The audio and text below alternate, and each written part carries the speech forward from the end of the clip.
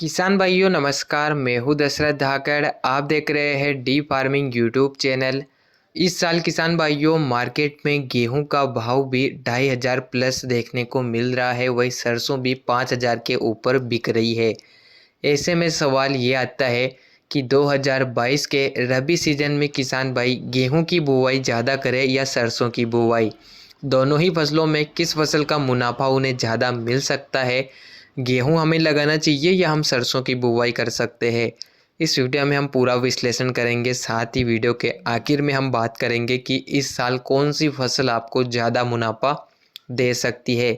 इस वीडियो को पूरा ज़रूर देखिए। पसंद आने पर वीडियो को लाइक कर दीजिए। जो किसान हमारे चैनल पर नए हो चैनल को सब्सक्राइब कर दीजिए। इस वीडियो को लाइक और अपने किसान भाइयों के पास शेयर ज़रूर कीजिए।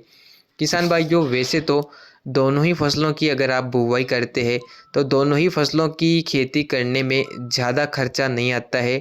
हालांकि सरसों के मुकाबले गेहूं की खेती में थोड़ी लागत ज़्यादा आती है, लेकिन दोनों के मुनाफे के बारे में बात करें तो दोनों ही फसलों से आप लगभग एक समान मुनाफा कमा सकते हैं। तो चलिए स्टेप बाय स्टेप वीडियो को शुरू करते हैं और बात करते हैं कि 2022 में हमें गेहूं की फसल लगाना चाहिए या फिर सरसों की।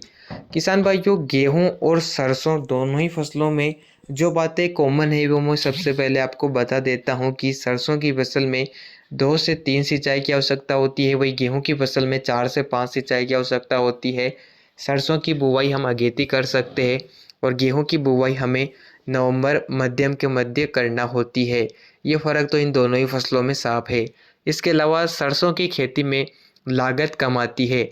जैसे कि 1000 रुपये की जो सरसों की 1 केजी की थैली आती है उसकी हम 1 एकड़ में आसानी से बुवाई कर देते हैं। 1000 का खर्चा हमारा आता है।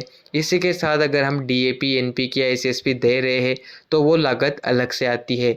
इसके अलावा गेहूं की अगर आप उन्नत वैरायटी लगाएंगे तो प्रति एकड़ 40 से 45 या 50 केजी बीज की आवश्यकता होती है।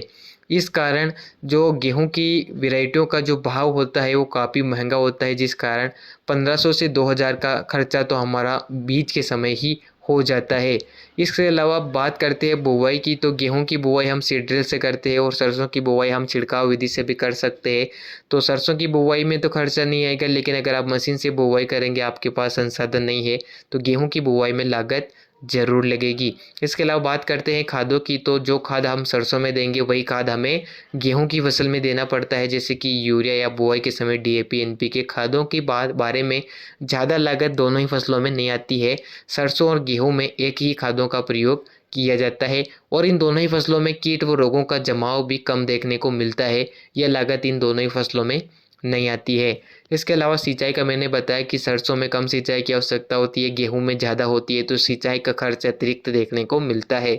इसके अलावा बात आती है कटाई और हार्वेस्टिंग की, तो सरसों की कटाई आप आसानी से कर सकते हो। वही गेहूं की कटाई में काफ़ी समय लगता है, इसके लिए मज़दूरों की आवश्यकता हो सकती है।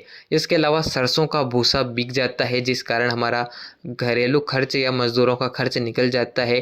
और जो गेहूं का भूसा होता है वो भी बिक जाता है आसानी से, आप उसको भी बेच सकते हैं और उसका मूल्य सरसों के भूसे के मुकाबले ज़्यादा रहता है।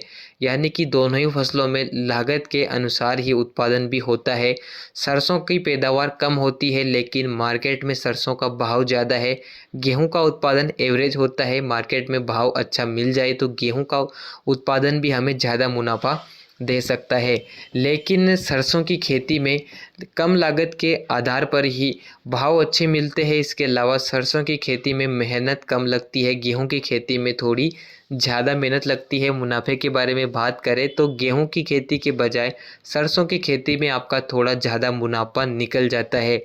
इस कारण आप गेहूं के बजाय सरसों की बुवाई ज़्यादा करें। ऐसा नहीं है कि आप पूरे क्षेत्र में सरसों लगा दें, आप गेहूं भी ज़रूर लगाएं, लेकिन गेहूं के रकबे के मुकाबले आप सरसों का रकबा बढ़ा सकते हैं। वैसे दोनों ही फसलें काफ़ी अच्छी है, दोनों ही फसलों से किसान भाई काफ़ी ज़्यादा मुनाफा कमा सकते हैं।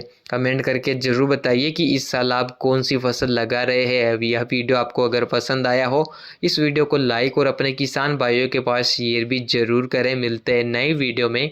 धन्यवाद।